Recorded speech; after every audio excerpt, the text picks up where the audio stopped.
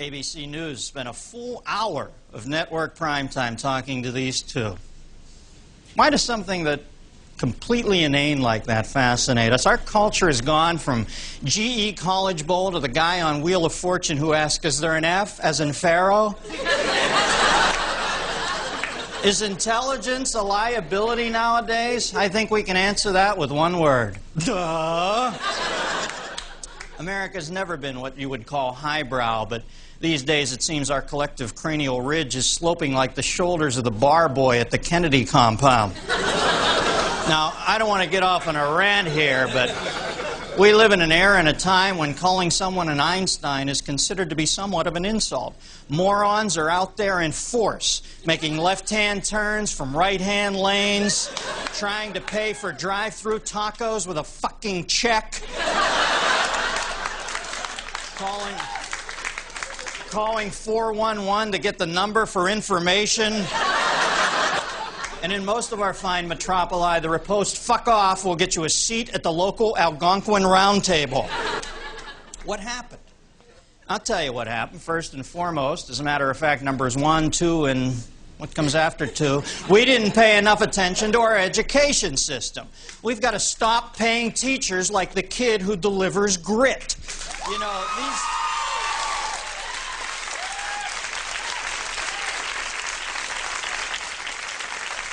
for Christ's sake, these are the people who will lead us and our children into the next century, and they can't even afford real yodels, okay? They have to get those 144-count Price Club steamer trunk size of Little Debbie's, the equivalent. High school kids are entering the job market with an education that barely qualifies them to run the tilt-a-whirl at the traveling carnival. Even those fortunate enough to graduate from Ivy League schools, well, they go to write movie scripts about, guess what? Stupid people. And that brings us to our next reason. Let's face facts. The TV beast ate us whole, quicker than a dog on a dreamsicle, all right? Most talk shows are just bimbo-mercials. Connie Chung actually hosted a network news show for a year. And many sitcoms need 2 longshoremen with a pipe wrench to twist the canned laughter dowel. Bright people whom I really used to respect now stay home to watch Beverly Hills 90210. Why bother? You just know that every week Brandon and Dylan are going to let Kelly jerk them around for a while, and Dawn and Ray are going to be having yet another abusive spat at the peach pit. Oh, I hate Ray. TV.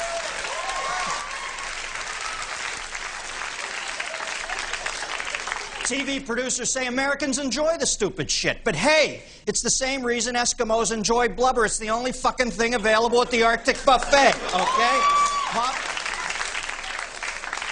Pop culture has turned the brain into the body's new appendix. No real function, and it could quite possibly blow up and kill you.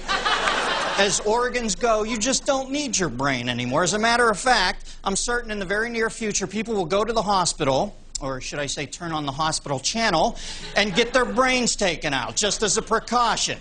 Indeed, in the business of television, brightness can often be taken from you and used as a scimitar to cleave your occupational head off. Our guest tonight, Jon Stewart, ran a pretty tidy and, might I add, pretty intelligent little Keebler tree over there till it was chopped down last week. Now, there are many reasons for the cancellation of a television show. I'm pretty sure John would tell you that the culpability flowchart on the demise of his show read like the genealogy of the kid on the porch in Deliverance. But I'm reasonably sure it had something to do with John's use of words like genealogy, which I think most Americans believe to be when Barbara Eden visits her OB-GYN.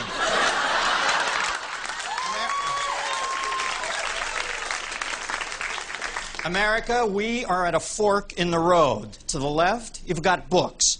And to the right, the never-ending horizon of the new technology. I myself am taking a hard left, because if they talk you into hanging that Rico, the new technology is only going to make it worse. Now they tell you it's going to make it better, but if you notice, the voice they tell you that in is always the computer-generated one, and it's digitally synthesized, too. That means less expected from us, less striving, less brain work, more stupid, and eventually the king will be the one who just doesn't shit himself. You know, our reliance on technology is making us soft, and if we're not careful, it will only get worse. Scientists estimate by the end of the century, via the means of virtual reality, a man will be able to simulate making love to any woman he wants to through his television set. You know, folks, the day an unemployed iron worker can lay in his Barca lounger with a Foster's in one hand and a channel flicker in the other and fuck Claudia Schiffer for $19.95, it's going to make crack look like Sanka, all right?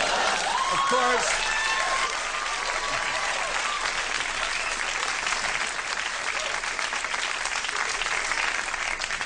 Of course, that's just my opinion. I could be wrong. I want to know...